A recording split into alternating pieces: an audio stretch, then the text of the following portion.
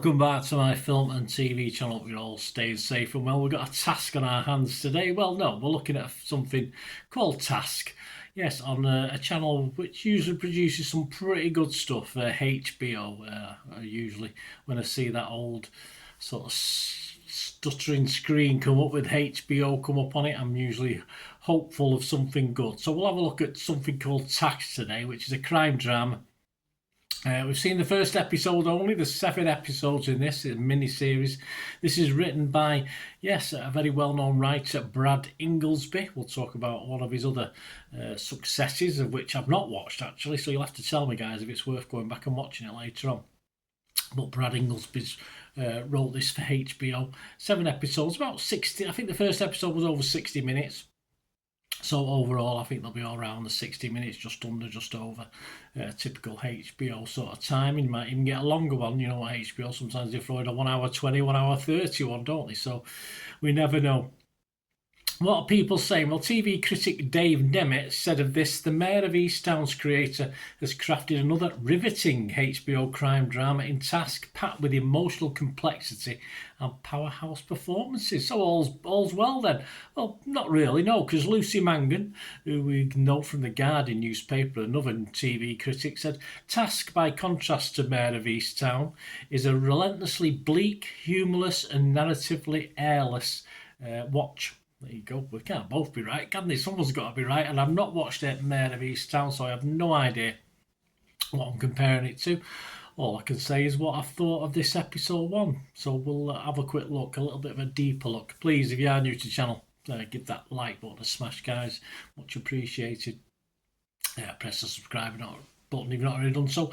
And we have something called a hype thing on YouTube now, so if you can help out the channel, I'm just hit 40,000 subscribers, so, but any more help will be appreciated. It's all about algorithms, isn't it? And of course, the more likes, the more views, the more hype I get, the better it is for me to get out there for other people, perhaps to see the channel and hopefully enjoy it as well. So if you can help us out, guys, that's wonderful. There are other ways of doing it as well, but I'll talk about them before we go. Right, this stars a great cast, yeah, very few weaknesses in it so far. 1 episode in, Mark Ruffalo, Tom Pelphrey, Amelia Jones, Thuso Mbedu, Raul Castillo, Jamie McShane, Sam Keeley, Fabian Frankel, Alison Oliver, Sylvia D'Annunzio and Martha Plimpton.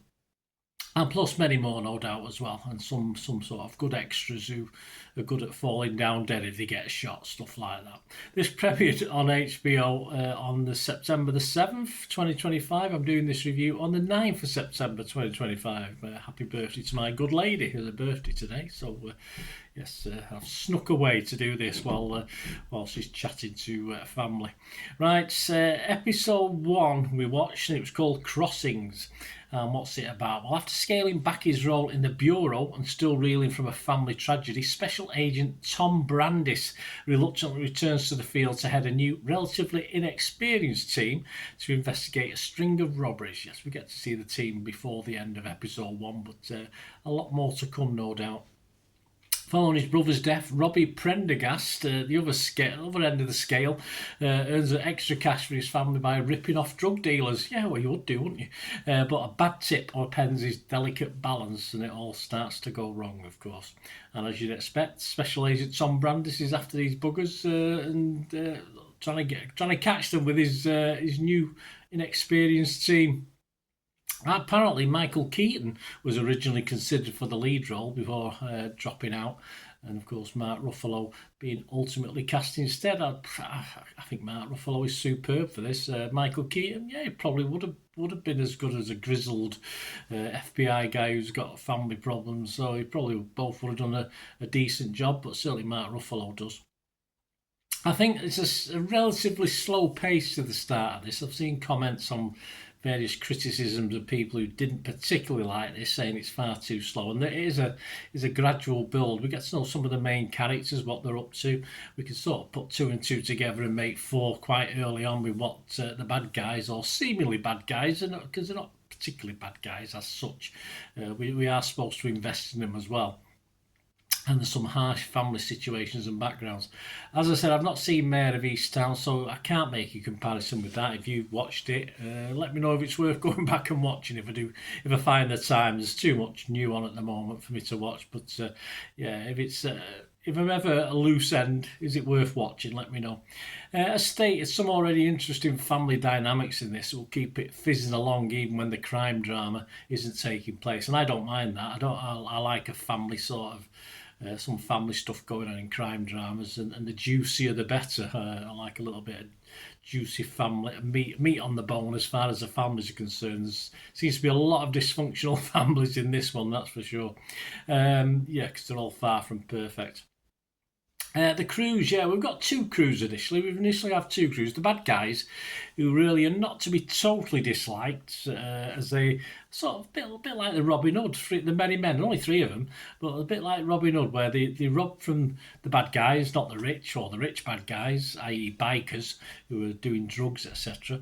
And yeah, they pass it to the poor, well, to themselves. So I mean, that's all that matters really. But you're obviously given background to sort of certainly invest in one or two of these three crooked members of society who are trying to make a living dishonestly. I mean, they do garbage collection, so that's a way of making a living, isn't it? But anyway, that's the first crew. The second crew, of course, all comes together towards the end of episode 1. Not exactly the best of the best that the FBI can offer.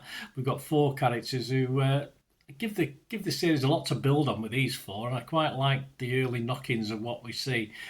Quite young, apart from, of course, Ruffalo's character. So they are perfect characters to be developed as well. And to say, a standout, of course, is Ruffalo, the boss and the housekeeper for this little motley crew, his little task force, which I'm sure the series is named after, Task. So you've got them, the good guys, and I'm sure there's got to be others coming to this, i.e. these biker gangs are going to perhaps be a bit more specific on who they're dealing with and who's the actual guy in charge of all these sort of biker gangs who spread around in different houses that they've been robbing. Tom Pelfrey is leading the small group of villains who's having a few family problems with his niece, who claims it's her house he's living in, but he seems to think that it was a brother's and it belongs to nobody. But if someone dies, it goes to the next of kin, surely. So I don't know what legally works in America, but anyway. So he's been a bit of an arse with his niece, who's doing a hell of a lot to bring up his kids, etc. So I don't like him for that, but he's a generally likeable character played by Tom Pelfrey, and I'm sure in the same way Ruffalo will hold it together, I'm sure Pelfrey will as well. And a special mention for that niece, Amelia Jones, who is doing a good job so far, and a good role for her as well. But of course, say there's very few weaknesses overall in the cast anyway. Zaki Hassan from The Rap seemingly has seen more than one episode, so this sort of prepares us for what's coming. He said, in the end, Task is neither disaster nor triumph.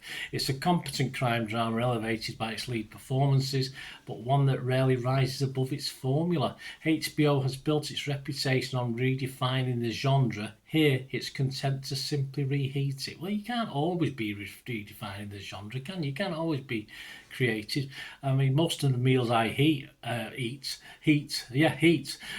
reheat are, I usually enjoy them just as much as when they were first made. So I'm all in. I don't mind being reheated and watching it. I'm happy with that. Anita Singh from The Telegraph said, Ruffalo and Pelfrey are fine actors who elicit sympathy for their characters. You'll not root for both of them if you stick it out for the full 7 episodes. But the pace is slow and the setup too long. Yeah, the pace is a problem, as I've said. I don't mind so far. I think the setup was perfect for the first episode. But of course, some watchers might want a little bit more out of it and drop it fairly early doors, which is a shame because I think it's got legs, this one. But we will finish on a positive, as most reviews currently are. We'll finish off with Nick Hilton of The Independent. Nick said, even if it doesn't prove as compulsive viewing as Inglesby's previous work, I think he's talking about Mares of Easttown, Task is grown up, sophisticated, well-made drama. Yeah, as I said, reheat. So what? Reheat and repeat. Nothing wrong with that. If you've got a format and you're good at making it, it's nice to get to know some new characters, isn't it, in that sort of format. And for me as well, it's quite original in its start, in how it started off. It might get a bit formulaic, but I think the setup for it is fine. As I said, initially the slow burn quickly hots up, and in the first episode we do lose not a key character, but probably one of the main characters in a robbery that's gone wrong. But it sets it nicely up for another 6 episodes, with no doubt, as I said, the biker gang being a bit more involved in this as well. But I might be wrong there, but I'm fairly sure they will come into it. I can't really wait for episode 2, which airs on the 13th of September as I'm recording this. So far, after one episode, I'm all in on this. I'll be happy to watch all 7, and I can't always say that when I do a little look at a first look at a thing. So I'm happy. I'm happy with this. What are other scores? Well, Rotten Tomatoes, 90% positivity, so I'm not alone in liking this. 36 fresh and 4 rotten. So I'll make that 37 fresh with me. Metacritic, 7.5 out of 10, 75% positivity. 21 were positive, 7 mixed, so 7 not convinced, but no negatives. So make that 22 positives. I say I'm only 1 in though, guys. So I have, when I could give you my score in a minute, I've just calmed it down a little bit. I give the episode probably a 7.5, but I'll give you my overall score in a minute. The Joe Public, Rotten Tomatoes audience, 71% positivity. Metacritic users, 6.6 out of 10. Internet Movie Database has less than 1,000 reviews and scores on there, but it's getting a 7.8, which is healthy. I think this will come back down between 7 and 7.5. And I'm going to give it a 7 out of 10. As I said, as an episode, I'll give it 7.5. But of course, I've only watched the 1 so far. So I'm saying overall, it looks like a 7 because it does need to improve in certain ways, but at the moment I'm quite happy, so I'll give it a 7 out of 10. Well, there you go. Let me know what you think, guys. It's all about opinions, of course, so that's why I share other people's as well and give you my views on that. It's not just about me, what I think. I'd love to know what you think as well, guys. Let me know. And please, if you want to get in touch, you can obviously through this channel, or there are other ways. And of course, if you want to help support the channel in any way, if you like what I try and do and the content, all you ever have to do to find out is to keep watching and listening. Hi again, hope you enjoyed the feature, guys. Thanks for watching. Please, if you did enjoy the content, please give us a thumbs up, and if you've not already done so, press that subscribe button. If you've not already subscribed, that'd be wonderful. It's free to subscribe, absolutely free.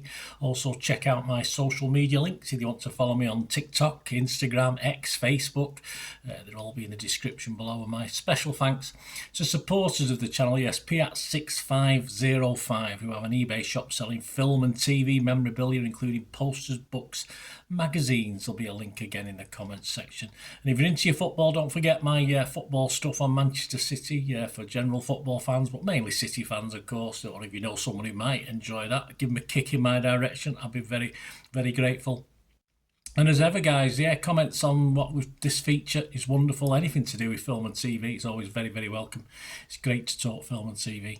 I thank you, guys, for your support. Stay safe, everyone.